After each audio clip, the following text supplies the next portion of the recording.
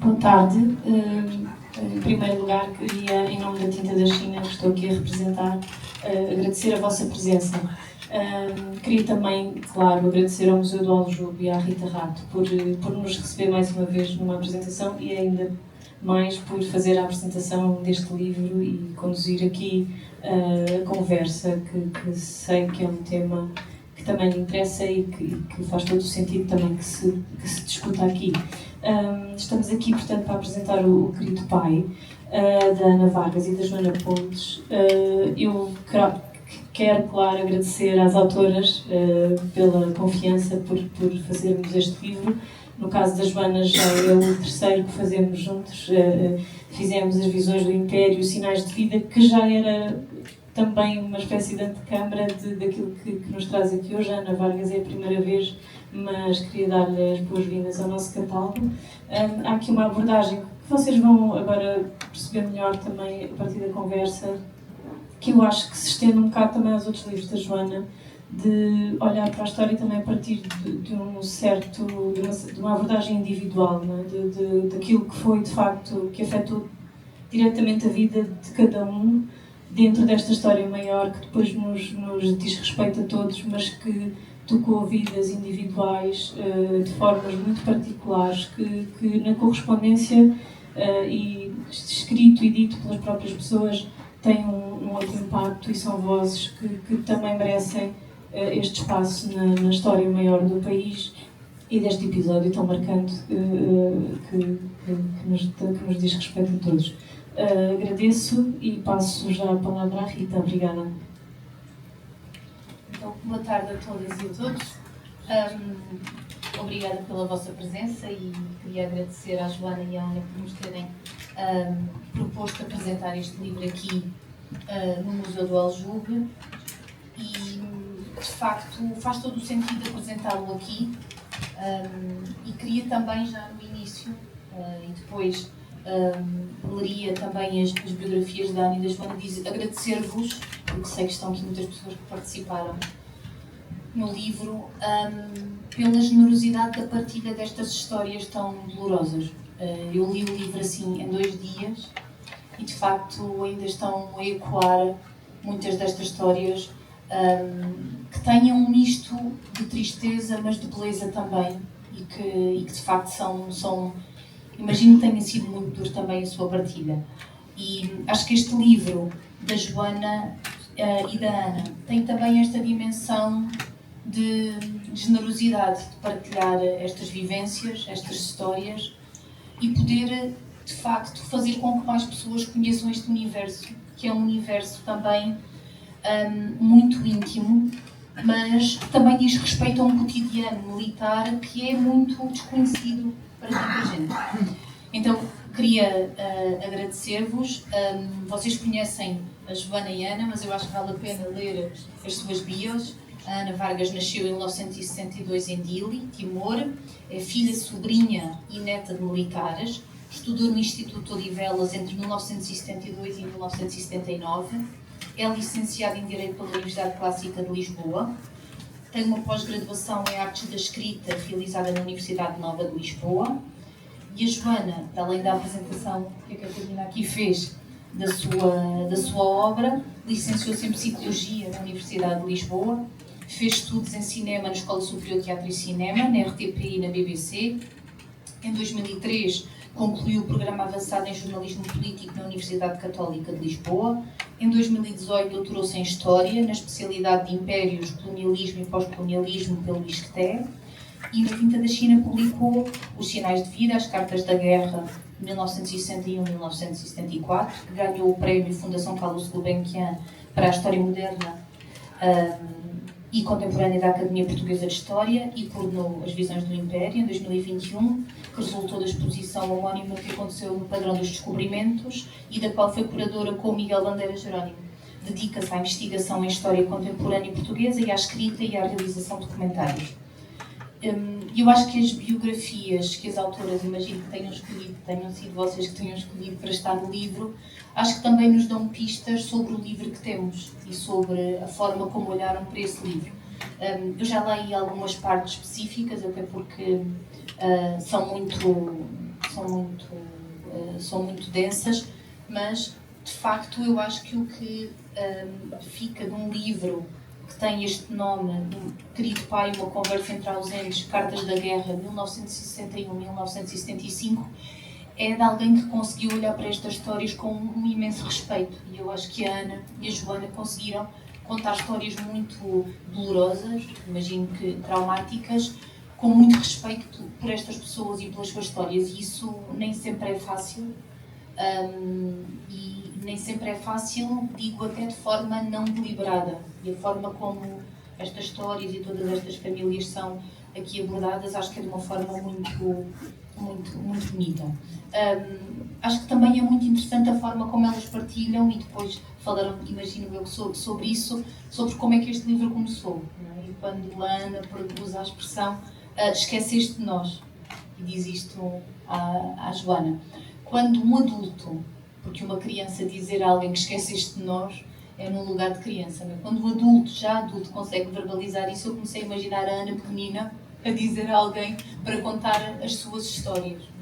E várias vezes, quando nós ao longo do livro lemos as várias partilhas, há momentos em que eu não sei se estou a ver as pessoas a partilhar no seu lugar de criança ou no seu lugar de adultos, porque de facto as partilhas têm essa densidade. Também é interessante que o prefácio do Coronel Aniceto Afonso refira bem os 14 anos, e não apenas os 13 anos da Guerra Colonial, e algumas dessas histórias como se cruzam com isso, até 1975. E o prefácio do Coronel Aniceto Afonso é de facto um prefácio muito estruturado na importância desta obra para a preservação da memória e para o reconhecimento destas famílias e destas crianças, no reconhecimento como isso é um contributo para compreendermos melhor a guerra colonial, mas para compreendermos também melhor este país e o que era este país neste período, e isso é muito interessante. Quando eu vos agradeci a generosidade, é que quando nós estamos a ler o livro, nós sentimos que estamos a entrar na casa das pessoas, não é? Só que nós não conhecemos as pessoas, então parece que estamos a entrar na intimidade das pessoas, porque de facto as partilhas que são aqui feitas são partilhas muito íntimas, não é? E nós sabemos que todas as famílias têm as suas histórias, e aqui partilhá-las com esta dimensão, há de facto uma memória íntima de cada uma destas famílias, mas também uns silêncios que muito bem são definidos pelas autoras nas descrições que fazem, porque a Ana e a Joana têm qualquer coisa assim um bocadinho das novas cartas portuguesas e das Três Marias. Nós não sabemos bem quem é que escreveu o quê. Então há momentos em que nós estamos a ler uma coisa e não sabemos bem se foi a Ana ou a Joana que estão a escrever as notas sobre essa parte. Mas que de facto é muito interessante como, diria, nos últimos anos, talvez nos últimos 3 anos, se começou a olhar para a dimensão dos filhos e das famílias com um olhar mais cuidado. Talvez não teria sido possível fazê-lo antes de tratar os próprios, nos seus lugares próprios, sujeitos da história, das suas experiências, das suas vivências, e agora conseguir falar dos filhos. O mesmo acontece com os filhos da resistência e de antigas resistências e de antigos presos políticos. Também muito recentemente se conseguiu começar a trabalhar sobre isso, e há um documentário que foi lançado o ano passado, acho que em 2024, mas que também tem pouco tempo de trabalho, exatamente porque é uma dimensão de falarmos com aqueles que não escolheram estar ali, aqueles que são as circunstâncias das suas famílias e do seu tempo. E este livro é muito interessante também sobre isso. Eu também sinto no livro que nós aprendemos imenso sobre o cotidiano de uma vivência militar das famílias que estão nestes contextos. E isso é muito interessante. Eu acho que o facto de vocês terem também optado por notas de rodapé que explicam e que circunstanciam e contextualizam as coisas ajuda muito para perceber coisas que para vocês imagino que sejam muito adquiridas, mas que para leitores que têm menos contacto com esse universo não o fazem. E isso ajuda-nos a compreender quando nas cartas as várias crianças falam dos momentos da refeição nas messas, da socialização partilhada, da forma como isso acontecia. E o livro, de facto, tem essa potência de nos registar e de nos revelar cotidianos e vivências que são muito próprias também deste grupo. Eu fiquei chocada com as 21 mil toneladas de cartas.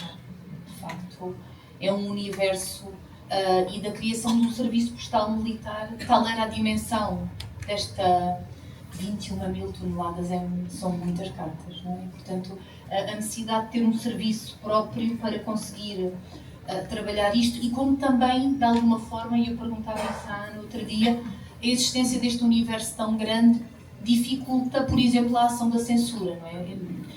Ao contrário, por exemplo, de outro tipo de correspondência que certamente era mais vigiado, não é? Eu não me recordo, posso ter visto mal nenhuma das cartas ter um carimbo relativamente a isso. Imagino que 21 mil toneladas, ainda com muita aleatoriedade, era muito difícil de controlar e de fiscalizar. Eu ia só referir, porque acho importante as referências que são feitas pela Ana e pela Joana às várias famílias e os nomes que são referenciados pelas várias famílias.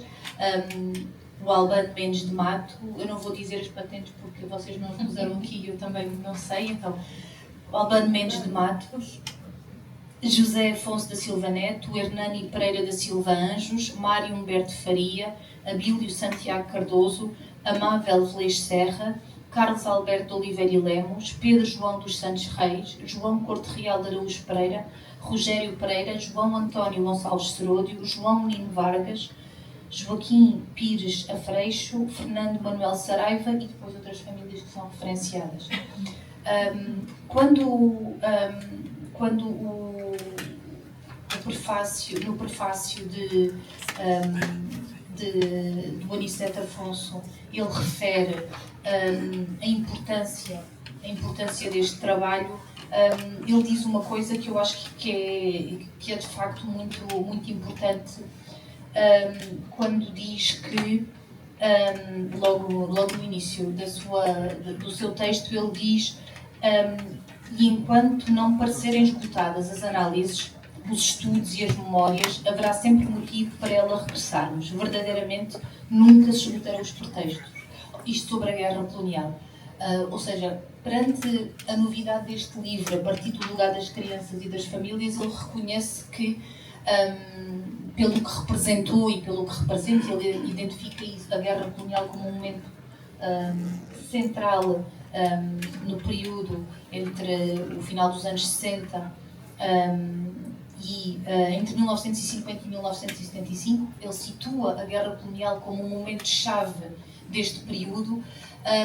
O que nós podemos conhecer sobre a guerra e sobre o que isto significou na vida de tantas famílias, de facto, é infinito nas subjetividades com que cada família tratou estas questões. Enfim, estão aqui pessoas que podem e participaram no livro e, portanto, podem fazê-lo. Para mim foi muito doloroso, se é que pode haver assim uma dor que é partilhada na leitura, não é? Porque quando é partilhada no livro, vários momentos e várias histórias que são partilhadas.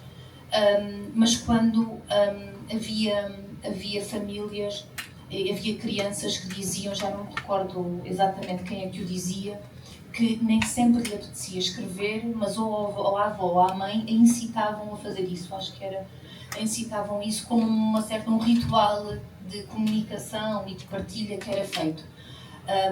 E da importância que aquela pessoa sabia o que é que aquela carta ia significar para quem ia receber, não é? E a angústia de quem não recebia cartas, nem de um lado nem do outro, não é? Essa ausência de correspondência e o que é que isso podia significar. Há vários testemunhos que são ditos há uma parte em que alguém diz, é como se nós tivéssemos uma tatuagem, todos, a dizer: o meu pai esteve no ultramar e nunca cuidou de mim. E de facto, quando alguém diz isto, eu acho que esta pessoa está a sentir-se no seu lugar de criança, de perceber o que significa e o que significa a ausência presente, não é? Como as cartas mostram. E é muito impressionante a história daquelas duas irmãs, em que uma irmã, eu acho que ela tinha 4 ou 5 anos, fica no hospital em Montemora e a mãe tem que vir para Lisboa com a irmã, e ela ficava a chorar porque não queria ficar já separada do pai, fica separada da mãe e da irmã, e o pai, na correspondência que troca com elas, pergunta constantemente como é que elas estão.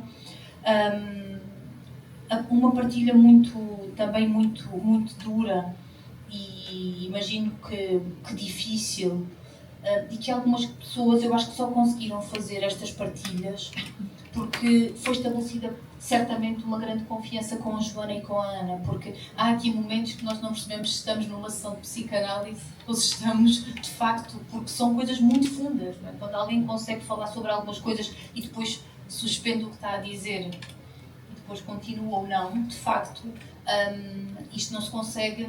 Já quem entrevistou pessoas para a história oral percebe que isto não se faz com 2 minutos de conversa e a pessoa começa a contar isto, não é? Portanto, há uma relação de confiança que se estabelece, e é muito marcada. Esta filha dizia qualquer coisa a propósito do que significava o Natal, e depois dizia: ele nunca se tratou, nunca se quis tratar. Fala-se em stress pós-traumático, mas muitas vezes associado a soldados mais jovens e não a estes que fizeram várias comissões. E depois voltava, na véspera de Natal, vinha em paz, e assim que se sentava à mesa para jantarmos, virava aquele pai palhação. Mas esta memória de pessoas que hoje se recordam destes momentos de forma muito lúcida e muito presente. Há uma carta que eu acho que não é... que não estou a faltar ao respeito se a ler, em que o pai escreve em 68 e lhe pergunta: tu ainda te lembras de mim? Sabes como eu me chamo? Lembras-te das brincadeiras que eu tinha contigo? Lembras-te dos beijos que o papá te dava? Me interessa a mim que tu e a tua irmãzinha rezem por mim todas as noites, se não se lembram de mim todos os dias. Sabes tu, minha filhinha, que eu ando com os vossos retratinhos no bolso e todos os dias os beijo várias vezes? Então, quando telefono, tu, em vez de mostrares o teu contentamento e a tua alegria, parece que estás a fazer o frete de atenderes um estranho e maçador, e ainda por cima, que foi interromper as tuas brincadeiras, porque o pai ligou-lhe no dia em que ela fez 6 anos e ela estava em casa a festejar o seu aniversário com outras crianças, e de repente, já não me lembro se a mãe ou se a avó dizem para ela falar, e o pai ficou a sentir, imagino que estava a faltar ao aniversário, não estava presente, mas a transmitir a uma criança de 6 anos o seu medo de que ela o esquecesse. E sobretudo, eu acho que também mostra esta insegurança que fica do lado de quem não está, e deste medo do esquecimento e do que isto significa. Há também outras partilhas muito interessantes, que é que papel cabia às mulheres que ficavam, não é? Algumas continuavam a trabalhar, outras não continuavam a trabalhar porque os pais entendiam que o papel delas, na sua ausência, era cuidar dos filhos e da casa. Algumas que desistiram do curso de medicina. Então é muito e um reconhecimento, eu acho, pelo generalizado dos filhos, do esforço que elas fizeram, não é? Um reconhecimento do quão difícil foi para elas aguentar tudo sozinha.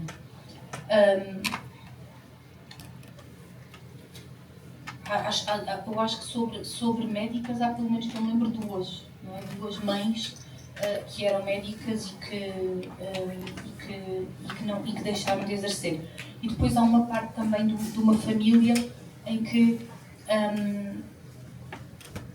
o filho, ao lembrar-se do que está a partilhar com a Ana e com a Joana, diz qualquer coisa como: nós não falamos, somos dos que não falaram.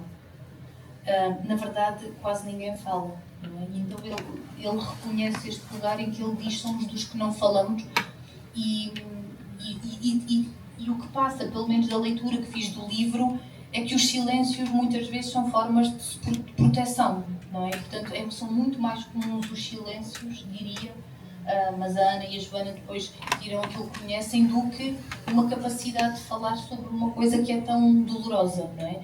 E então ele diz isto: nós não falamos, somos dos que não falaram. Foi um sacrifício muito grande que nós fizemos para cumprir um dever. Foi o nosso destino. Não está aqui em causa a trajetória política ou as opções do país. Não é disso que estamos a falar. Estamos a falar de uma família que tem um pai, uma mãe e uns filhos e que faz um sacrifício para cumprir o seu dever. Como se estas famílias fossem também integradas nessa missão de dever, não é? Porque as crianças também e as famílias viviam isso.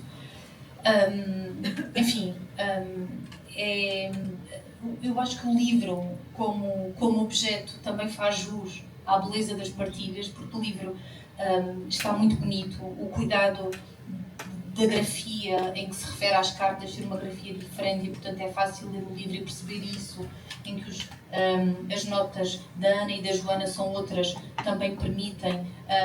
Acho que é muito, nos ajuda a fazer essa leitura.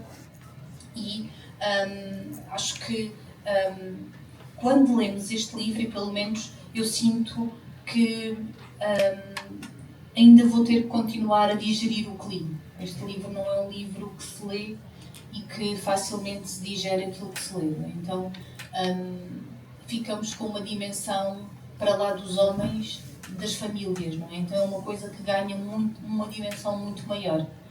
E percebemos como há uma dimensão, não sei bem explicar, mas como uma dimensão de falta e de tristeza muito funda. Nota-se que em algumas partilhas são coisas muito profundas, não é? E são coisas que em alguns casos estão mais faladas e mais digeridas que noutras, mas que constantemente, quando as pessoas recordavam, parece que lembramos outra vez das crianças nos seus lugares de criança a confrontar-se com a brutalidade e a desumanidade da guerra e dos efeitos que isto tem na família.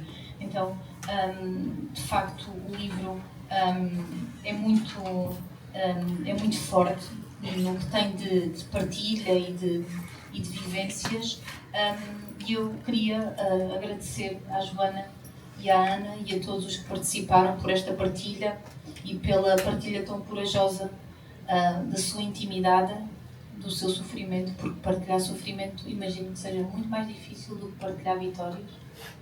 E este livro é um livro que nos ajuda a continuar a pensar estas questões do país que tínhamos, em ditadura, da guerra e do impacto que isso teve e continua a ter nas famílias até hoje. Obrigada.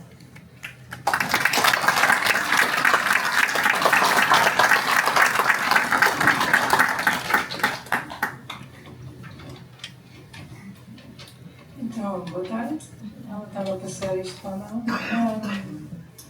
Depois a Ana, se quiser, conta como é que este livro surgiu. Mas eu, por causa do que a Rita disse, queria aqui deixar assim, se calhar, 3 ideias que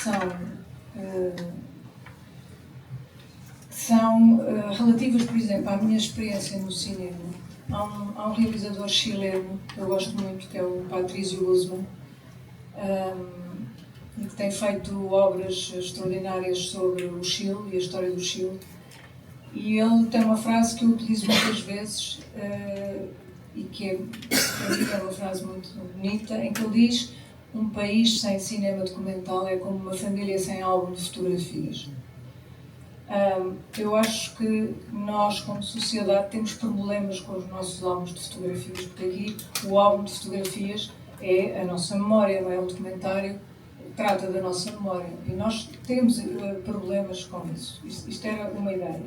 A segunda ideia, que eu fui roubar, entre aspas, a um livro que o Paulo também participou, que é da Maria José Lobo Antunes e da Inês Pontes, que é A Guerra Guardada, que tem um texto da Cláudia Castelo em que ela diz sobre a importância de fazer a história com gente lá dentro.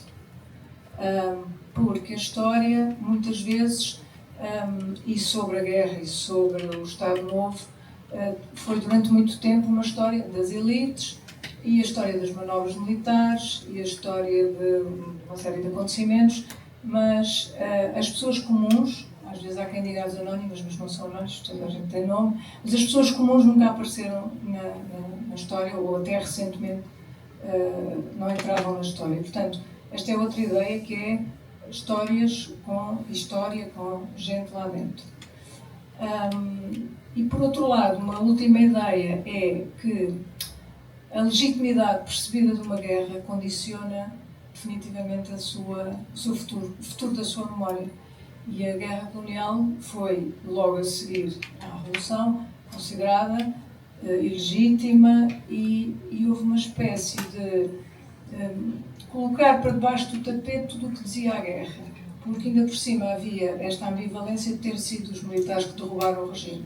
E, portanto, eles tinham feito a guerra e, ao mesmo tempo, derrubaram o regime. Mas, portanto, a guerra era ilegítima e, portanto, não se fala mais nisso e vamos continuar a nossa vida. Só que isto depois não é possível, porque, obviamente, que é um acontecimento altamente traumático, passam muitos anos e começa a haver depois acontecimentos muito subterrâneos e começam a aparecer uns blogs e uns grupos que se reúnem, que falam, etc. E começa tudo a vir um bocadinho à superfície. E este aspecto da guerra ter sido considerada ilegítima e não ter dado lugar à memória coletiva, a uma memória coletiva que devia ser, digamos assim, legitimada pelo Estado, pela educação e pela própria historiografia. Portanto, o facto disto não ter acontecido criou este grande silêncio, mas um silêncio nada pacífico e é um silêncio de sofrimento. E, portanto, eu há uns anos, esta parte, comecei-me a meter nestes assuntos, embora não tenha nada a ver com a vida militar, nem tenho militares na família, mas porque me ajudei a recolher cartas, correspondência de guerra com o Coronel Aniceto Afonso num projeto em que estive envolvida.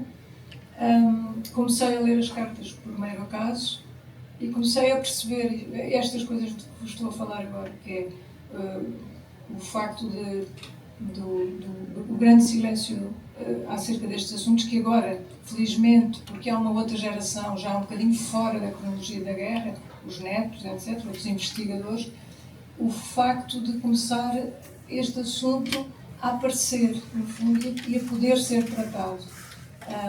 E, portanto, aí, provavelmente, a podermos ir constituindo uma memória coletiva que poderá ser, de facto, legitimada pelo Estado, pela historiografia, pela educação, e que faça parte da nossa história. Foi o que fomos, o que conseguimos fazer, e isso talvez nos ajude também a perceber o que é que somos hoje e o que é que podemos fazer. Portanto, isto foram 3 ideias que eu estava aqui a pensar.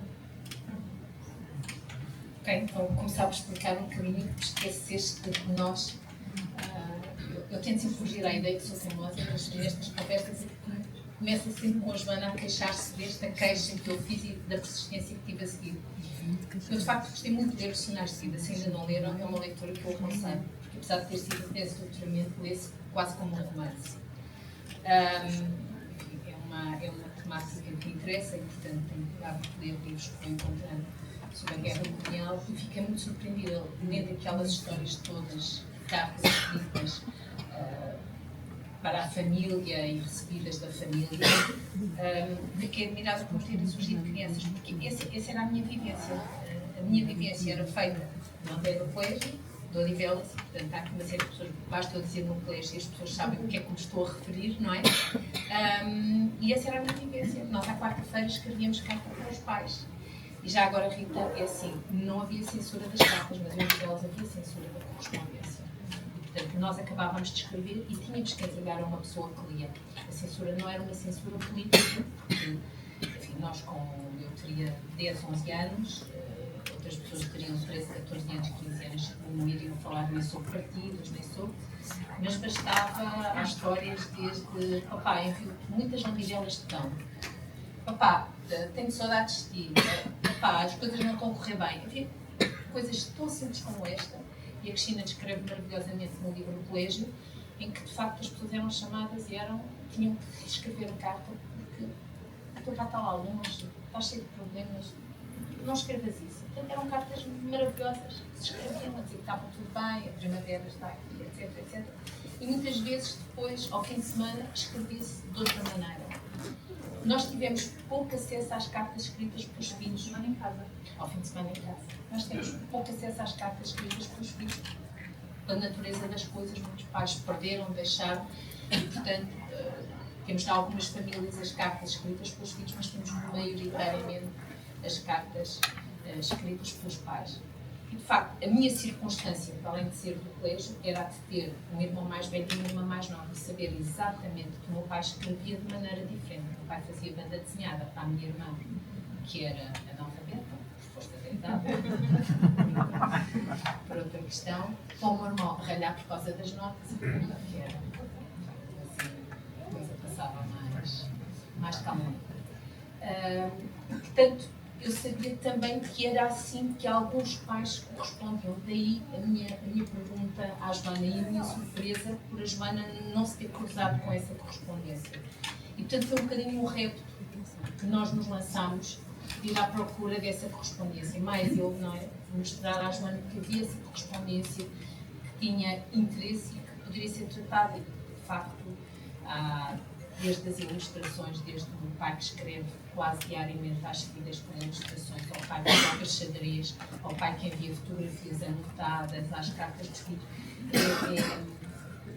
É quase um livro da guerra sem ser sobre a guerra, não é? Porque a guerra aparece episodicamente num conto, numa ou duas observações que os pais escrevem, curiosamente, em cartas dirigidas aos filhos. Não há cartas.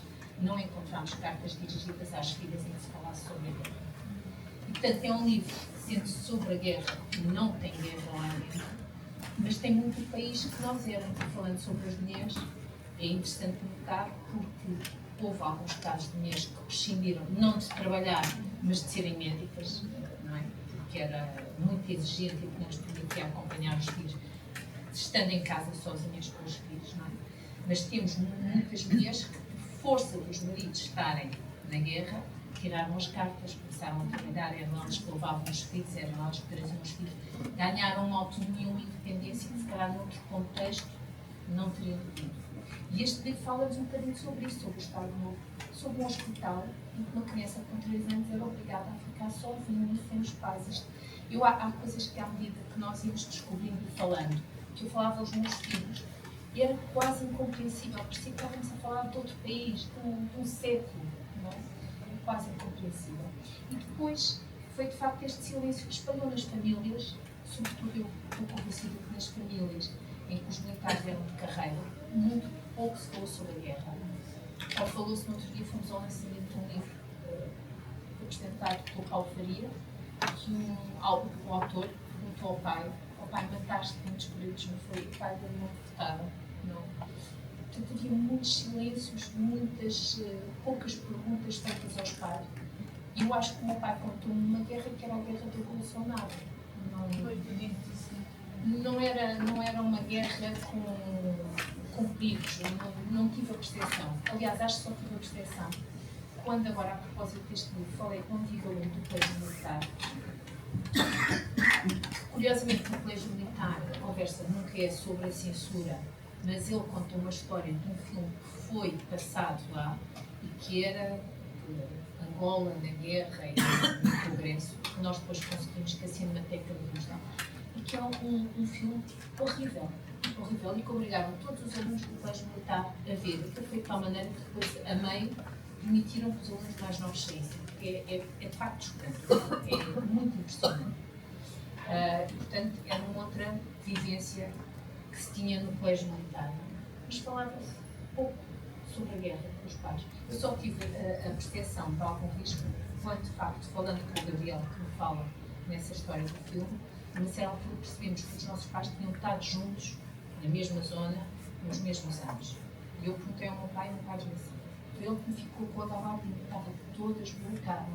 A história que nos tinha contado até aí é que no sítio onde ele dormia tinha caído, enfim, agora os militares que aqui estão, peço desculpa, uma qualquer coisa que disparava assim e que o teto tinha abatido. E portanto que aquilo estava cheio de morcegos e ficou tudo estragado por causa dos morcegos. na realidade aquilo disparava, e se eles lá tivessem estado, se eles estivessem lá, de facto, teriam morrido. Mas para nós, durante muitos anos, aquilo tinha sido uma chatice por causa dos morcegos. Não tinha sequer a percepção que tinha havido qualquer coisa mais agressiva. Portanto, é uma pessoa com muita pouca guerra à mistura. Com ausência e, se calhar, com mais guerra quando os pais regressam com os silêncios, com os medos, não é? E com os stresses. Há uma parte que sobre as mulheres que tiram a carta e começam a conduzir, que quando os homens chegam e regressam a casa são eles que vão a conduzir. Elas têm que ceder o lugar do volante e há um filho que diz ao pai: a mãe nunca passa dos 60 a hora, não é? Que informa ao pai como é que a mãe conduz e como é que o padrinho chegou e viu que a mãe estacionou bem. Portanto, há aqui uma espécie de cobertura e de cuidado relativamente a isso. Mas é uma realidade. As mulheres, ao mesmo tempo, mulheres naquela época a conduzir dessa forma eram muito à frente no seu tempo.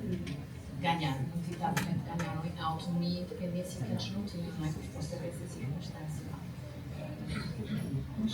Eu acho que também se deve ter consciência que a guerra trouxe alterações profundas na sociedade portuguesa. E trouxe não só essa circunstância das mulheres ficarem sozinhas, mas também a guerra decorre num período em que há a EFTA, há o êxodo rural, há a violência da imigração assalto. A imigração clandestina nos últimos anos é muito superior à imigração legal. Portanto, há uma série de coisas que acontecem e que eu acho que contribuíram para uma espécie de politização da sociedade no sentido lato. Este termo politização aqui não tem nada a ver com o que nós hoje achamos que é uma pessoa politizada. Mas as pessoas foram ganhando consciência, mesmo os militares. Os militares de carreira é um bocadinho diferente, mas eu li muitas cartas do contingente geral, aliás foi a maioria das cartas que li para fazer o outro livro.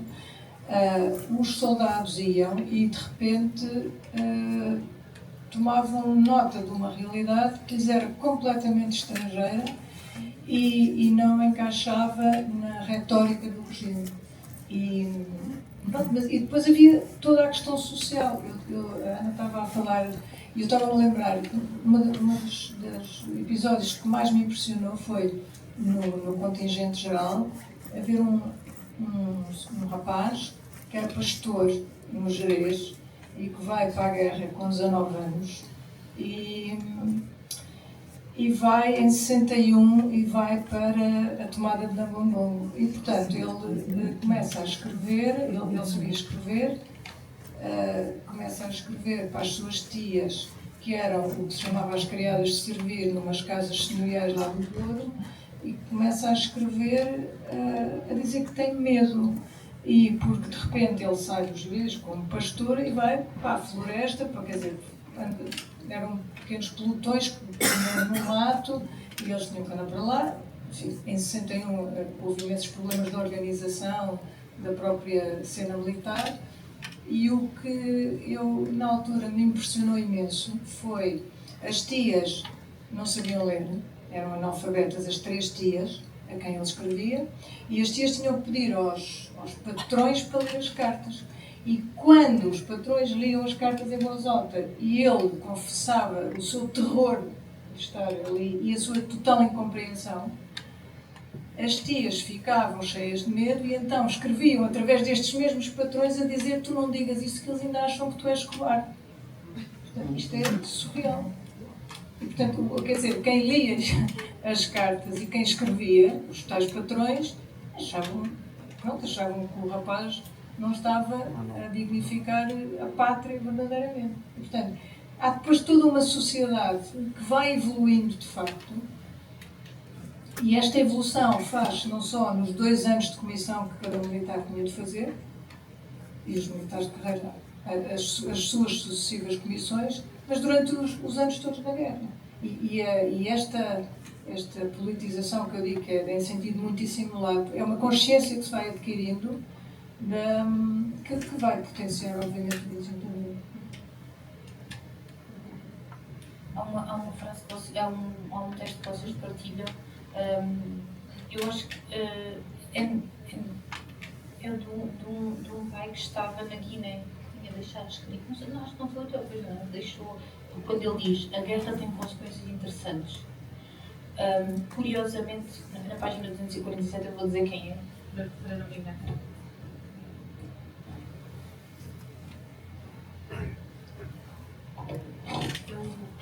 É o Joaquim Pires Freixo, que ele diz, ele escreveu, deixou escrito: a guerra tem consequências interessantes. Curiosamente, as pessoas sentem-se libertadas para dizer o que lhes vai na alma.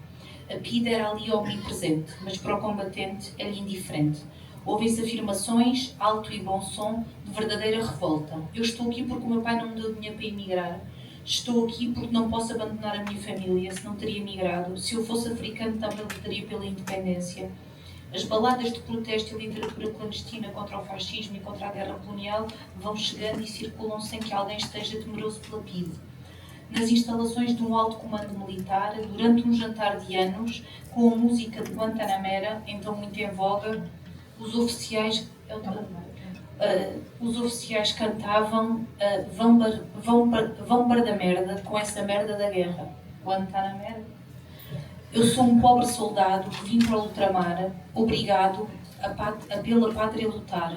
Vão para da merda com esta guerra, canção que depois os mesmos oficiais cantaram a plenos pulmões pelas ruas da povoação. E depois, acho que deve ter sido a Joana que escreveu esta parte, que diz: terminamos a conversa, a Ana guarda de novo na caixa de madeira os maços de cartas, as fotografias e outras lembranças deste tempo. Já agora, a Joana tentou entrevistar o meu pai e ele disse com aqui 2 pais presentes, na altura 4 pais com quem conseguimos falar. O meu pai disse-me que isso era documentação que ele tinha deixado escrita, portanto, tinha sobre as várias comissões feitas. Aliás, fez um discurso, se calhar similar, de grande consciencialização política. O primeiro choque dele foi quando passa pela Índia, indo para Timor, depois da revolta de Biqueque, e surpreende-se por ver os indianos cobertos de origem sem fazer a mínima ideia do que é o português, sem falarem uma palavra, absolutamente pobres, e a chegada a Timor em que as pessoas, na altura utilizava-se um índice físico relativamente às pessoas, este índice de 500, penso que era uma coisa assim, e todos os timorenses estavam muito abaixo, ou seja, eram muito mais baixos, muito raquíticos, e bastava, por exemplo, fazerem tropa. Só a alimentação durante 2 anos que lhes era fornecida pela tropa, eles aumentavam ou cresciam e ganhavam, porque de facto, e isso foi um grande choque. Um grande choque para ele. Quando escreve, diz que a terra onde tu nasceste está muito mais bonita que a Guiné, quando ele diz. E temos ali mais um timorense, também nascido no mesmo dia que eu em Timor, e a nossa terra é mais bonita. É verdade. Querem passar o micro a alguém? Se querem...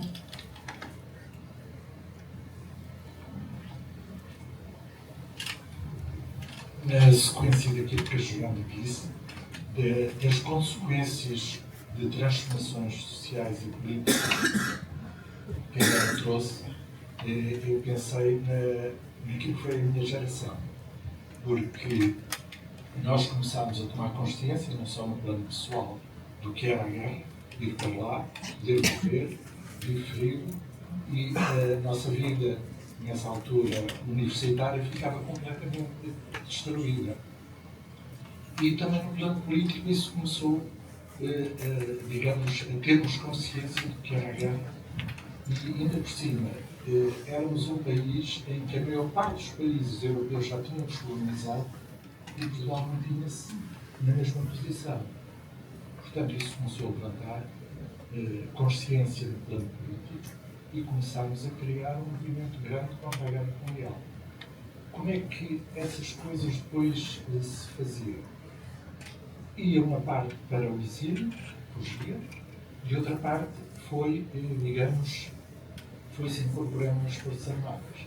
E daí também, digamos, o 25 de Abril não foi só uma tomada de consciência dos militares, do quadro, mas foi também uma geração que entrou na vida militar com ideias e uma politização muito maior.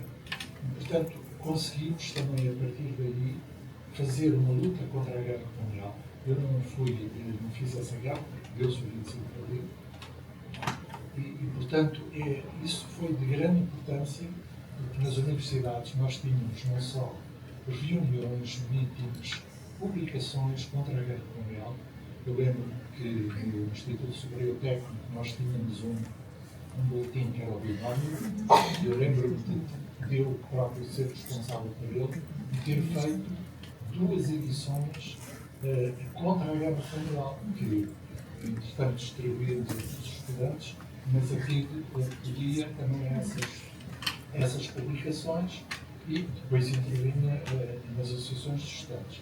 Portanto, queria só deixar esta nota, porque é uma geração que faz a transição, que luta contra a guerra colonial, mas também participa depois no 25 de Abril para alterar a situação. Absolutamente. Eu queria. O José Pacheco Pereira fez um livro chamado As Armas de Papel, em que ele justamente fala no princípio da destina e, lendo aquele livro, disse bem que o volume de publicações contra a guerra era gigante. Mas eu tinha só aqui um dado que eu gosto sempre de ter comigo, que é entre pessoas que nunca apareceram para ir à guerra, são 200 mil, não apareceram, não vão. Depois, os refratários, que eram os apurados, mas que depois não iam, são cerca de 20 mil, e é um número talvez por defeito. E os desertores são 9 mil, até agora, também por defeito. Ou seja, contas feitas, são quase 220 mil jovens que conscientemente não vão e saíram. E por isso é que eu estava a dizer que a imigração clandestina, a partir de uma certa altura, é bastante superior à imigração legal. Portanto, as pessoas não queriam ir à guerra, de facto, e havia essa consciência. Por isso, eu há uns tempos vi um historiador, e dói-me dizer que era um historiador, mas era a dizer que não se percebia agora esta conversa sobre a guerra, porque o moral das tropas era extremamente elevado na altura de 25 de Abril. Quer dizer, só quem não lê estas cartas, nem se confronta com estes números, é que pode dizer uma coisa destas. Eu acho que o grande problema é que quando estas narrativas se vão instalando em diferentes áreas da nossa sociedade e passam a ser elas as que valem. Pronto, e a minha missão, digamos assim, ao ter estado a trabalhar estas coisas, é um bocadinho um caminho deste desmentido que não pode ficar essa versão, que é uma versão agradável, mas não pode ficar porque não foi assim. Só posso dizer uma coisinha. Boa noite. Eu posso dizer que efetivamente estive aqui atenta, eu li o livro, já tinha comprado o livro e agora efetivamente achei interessante a questão das imigrações e dessas coisas. E na realidade a guerra colonial também foi discutida e contestada exatamente pelos militares, que, aliás, pelos estudantes da Academia Militar, nomeadamente no tempo de Saviana Rebelo, em que efetivamente eles eram engenheiros e, portanto, fizeram 4 anos de Academia Militar e fizeram mais 3 anos no técnico. É evidente que quando saíram da Academia Militar eram considerados alferes cadetes, aliás, alferes alunos, para dizer sinceramente. E esses alferes alunos vinham cheios de boas intenções e eram efetivamente pró-guerra, pró-a defesa da pátria, para essas coisas todas. O contacto com a sociedade, com a parte civil, porque eu não gosto do termo sociedade civil, continuo a achar que sociedade é tudo, com setores diferentes da sociedade, com o facto de terem lidado com essa gente civil, com os movimentos de estudantes universitários e essas situações todas, eles próprios foram sentindo a revolta, a contestação.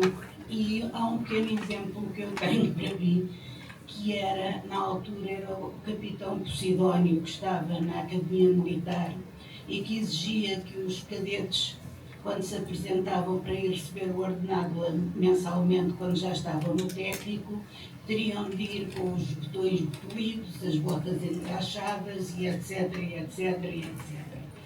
E que essa foi a primeira contestação, digamos, pelo menos daquele grupo de pessoas, dos quais existem três tipos de pessoas. Aqueles que acharam que deviam ir para a guerra para efetivamente minar a própria sociedade, o próprio exército, aqueles que foram refratários e aqueles que desertaram. E, portanto, eu acho que isto é também uma perspectiva que me parece interessante do ponto de vista de fazer perceber que o facto de eles terem saído da academia, terem saído do ambiente militar enquanto estudantes e terem estado 3 anos fora, contribuiu fortemente para toda digamos, uma consciencialização. E pronto, eu vou orgulho de fazer parte dessa parte da vida.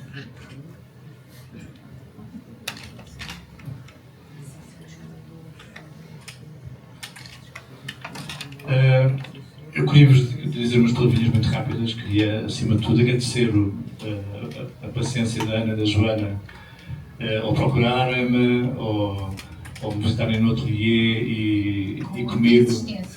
Com muita insistência, mesmo com muita insistência. Já começam a perceber mais ou menos como é que são os meus clientes no desenho. Eu sou conhecido neste universo como uma pessoa que tem que insistir, e ainda bem, porque assim tive a oportunidade de vos receber umas 2 vezes ou 3 no ateliê, e são sempre bem-vindas.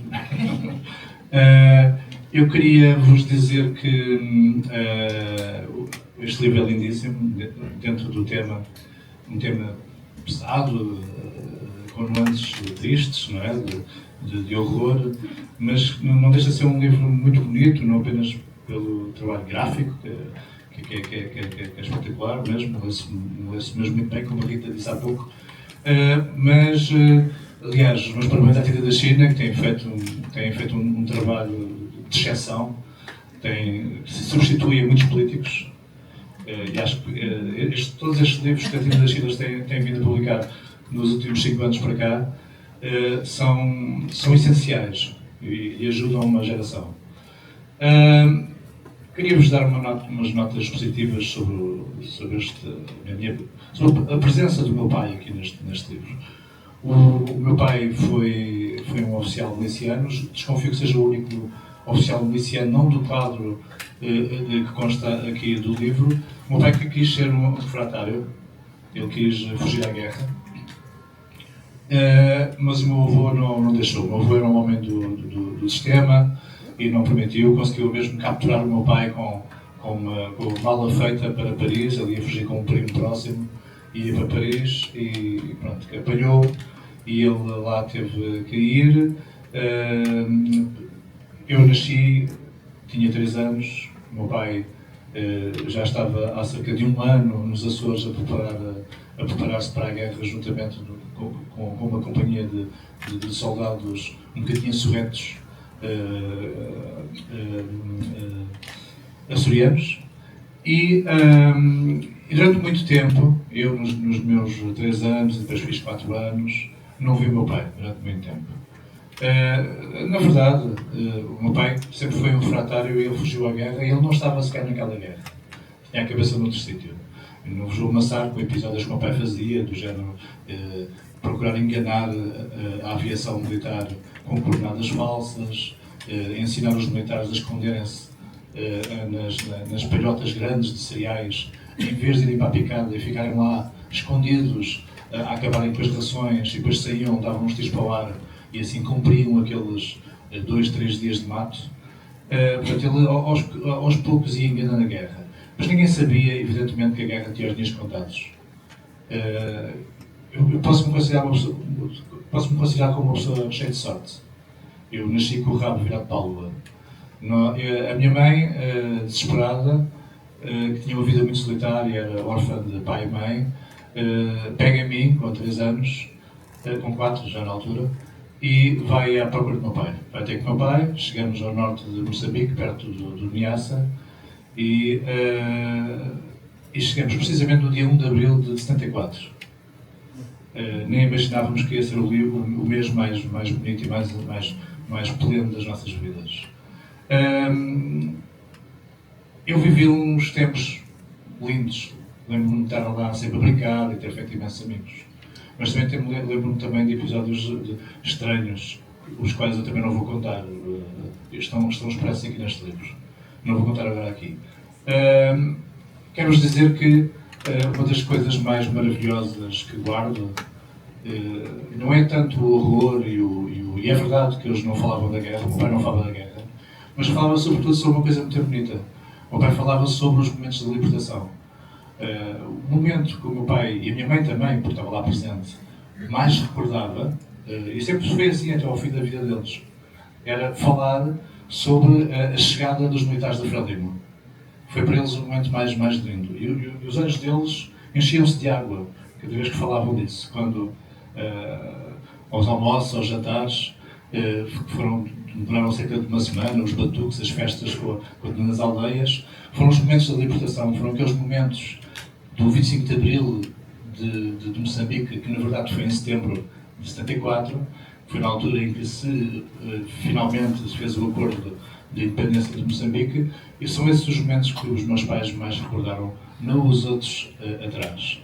E como disse, o meu pai voltou a são e salvo, eu também, e a minha mãe, e é graças a isso que estou aqui presente com as minhas irmãs, a minha irmã Ruth e a minha irmã Raquel, nascidas depois de 74, e 2 netos do capitão miliciano Fernando Manuel Saraiva, a Violeta e o Afonso.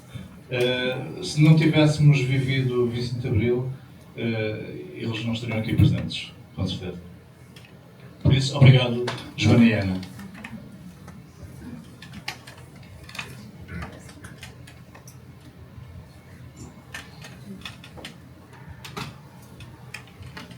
Eu também quero, estou um bocado louco, mas não vou cantar um fado. Eu também quero agradecer às autoras e dizer-lhes que já comprei 5 livros.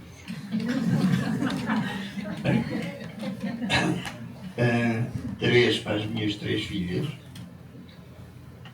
1 para mim e outro para o meu neto, que vai fazer no próximo sábado 28 anos. E este agradecimento é mesmo da alma, mas também é do cérebro, não é? Porque é no cérebro que reside a nossa memória. E transmitir isto às minhas filhas tem até um significado particular. Até porque quando fui para a guerra, a minha João, a minha mais velha, tinha 2 anos e a minha Sandra, a minha do meio, tinha poucos meses. Não é possível ter, na relação que eu tive com as minhas filhas, transmitir-lhe o que quer que seja que lhes pudesse pôr, digamos, o cabelo em pé, arrepiar-lhe a alma e ficar, digamos, em ânsia pelo afastamento do pai. Aliás, se eu escrevesse um livro sobre mim, na minha relação com as minhas filhas, eu escreveria não querido pai, porque elas tinham uma dificuldade natural em comunicar comigo, eu escreveria queridas filhas. Porque foi essa sempre a atitude que eu tive, e o livro, na parte em que eu figuro, explicita isso muito bem. Aliás, as conversas com ambas foram um tanto prolongadas e algumas delas repetidas. A minha filha mais velha esteve presente num dos diálogos que tive com a Ana. Não, e é importante continuar, digamos, esta dinâmica de continuar a falar da guerra. Eu deixo uma nota. Eu não sei como é que a Ana chegou ao conhecimento que eu existia, mas eu escrevi um livro. Sobre a guerra. Não sei se sou o único não oficial a ser, digamos, introduzido no livro. Eu era fluvial enfermeiro, e isso ajudou-me bastante, digamos, a suportar a guerra. Porquê? Porque as populações procuravam o apoio da nossa enfermagem. Eu tinha uma equipa de cabos enfermeiros, os únicos que eram profissionais. Eu nunca tinha sido enfermeiro. Eu fiz 4 anos de tropa, exatamente para fazer, digamos, o curso no Hospital Militar Principal. E a minha relação com as crianças ajudaram-me bastante, digamos, a suportar todo aquele ambiente. Eu percorri praticamente Angola. Comecei no norte, naquela zona, mas como companhia independente que era a mulher a dias lá do sítio. Andava a saltar de batalhão para batalhão, digamos, e aparecíamos onde fazíamos mais falta. E fizemos falta em zonas de guerra. Eu escrevi à minha família, à minha mulher e às minhas filhas uma linha de guerra sobre atrocidades a que eu próprio tive que assistir. Eu tive que assistir a militares amputados por rebentamento de minas. Isto não é fácil. Não é fácil. Por último, senão ainda fico mais rouco, há várias situações que eram por omissão do 25 de Abril. Eu encorajei muita coisa, nomeadamente a criação de uma biblioteca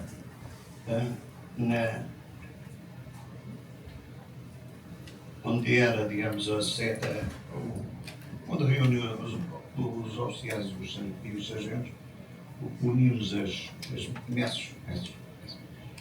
E à porta da messe junta foi colocada uma placa que dizia: Biblioteca da Real República do Reino da Roça, porque nós estávamos o apartamento no meio de uma roça de café. E juntámos os livros de todos os militares e cabos que tinham livros e criamos uma biblioteca que funcionou, inclusivamente com sessões de leitura participada, digamos, a quem aparecesse. Fazer isto deu a volta a muita cabeça, nomeadamente a sede do batalhão. Chamou o capitão, o comandante da companhia, e disse: ou vocês acabam com isso, ou então isto vai acabar muito mal. Até porque na parada, quando paravam os serviços, passava Zeca Afonso, Adriano Correia de Oliveira e por aí fora. Pronto, eu era capaz de me alongar mais, mas não vale a pena, senão sai daqui sem voz. Obrigado.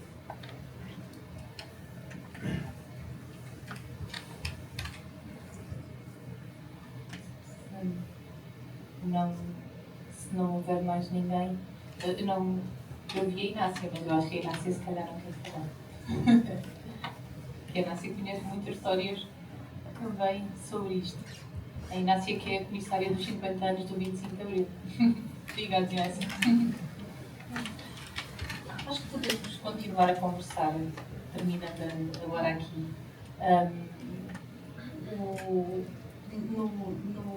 No pós-fácil, vocês deixam uma pista, não sei se é uma pista de um trabalho que querem continuar a fazer, se já pensaram nisso, mas não sei quem é que escreveu, mais uma vez, porque vocês são as Três Marias, e dizem que ficam por contar todas as demais histórias que este livro não alcançou, as dos homens, das mulheres e das crianças que a guerra sacrificou nos dois lados do conflito. E, portanto, temos um livro para ler com atenção e provavelmente teremos mais fé. Obrigada a todos e obrigada à Joana e à Ana.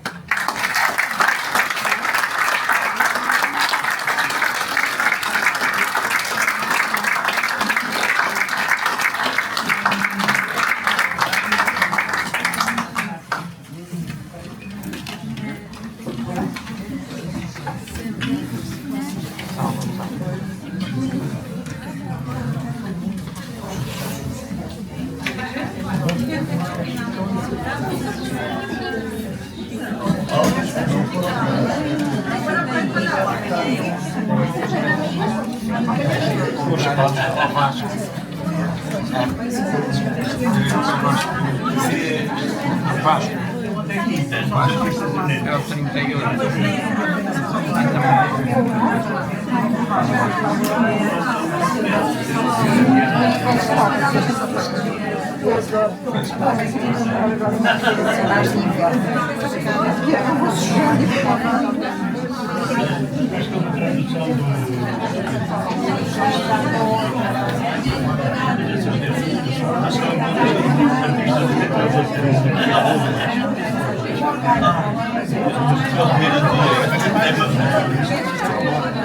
Quando o livro